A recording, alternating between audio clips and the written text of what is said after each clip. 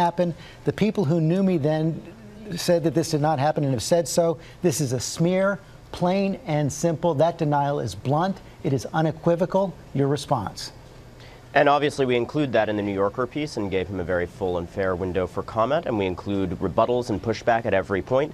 Those rebuttals are significant. The White House has a huge megaphone on this. There is a coalition of former Yale students working with Brett Kavanaugh's office. A number of them who signed onto a statement in this article pushing back against Ms. Ramirez's claim are individuals she alleged to be participants in this attack on her, which Brett Kavanaugh's office seemed surprised by. Here is this. It is not accurate to say that those who knew him at the time dispute this. We talked to a roommate from the time that was living with him when this alleged incident took place, who said he was indeed frequently drunk, that he took part in activity that made him unsurprised by this claim, and that he found this woman credible. He's one of several people in this story who back Ms. Ramirez. By your own admission, no eyewitnesses to the incident.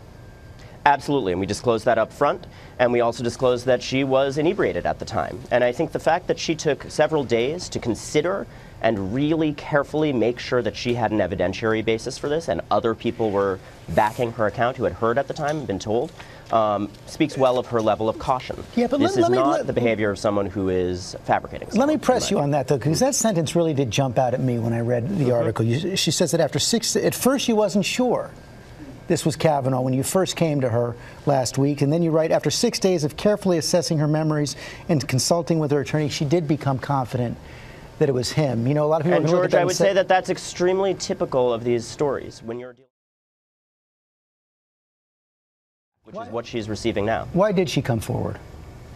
She came forward because Senate Democrats began looking at this claim. She did not flag this for those Democrats. This came to the attention of people on the Hill independently, and it's really cornered her into an awkward position. That's why she took time to think about this carefully. You know, she said point blank, I don't want to ruin anyone's life, but she feels this is a serious claim. You know, she considers her own memories credible, and she felt it was important that she tell her story before others did without her consent, because so many people on the Hill were looking at this. You pointed out the witnesses, the students at the time who back up her story, who back up their claims about Kavanaugh's behavior at the time. Several others in the article say that they never heard anything like this at all, even someone who professed to be her best friend at the time. At any moment as you were writing the story this close to the nomination, did you sort of want to push the pause button and say, are we sure this is the right thing to do? George, I just want to stress very clearly, we take reporting of this type extremely seriously. Last night I spoke with a Senate GOP leadership aide quite late last night who said no one here or at the committee was told by the Senate Democrats about their ongoing efforts on this allegation.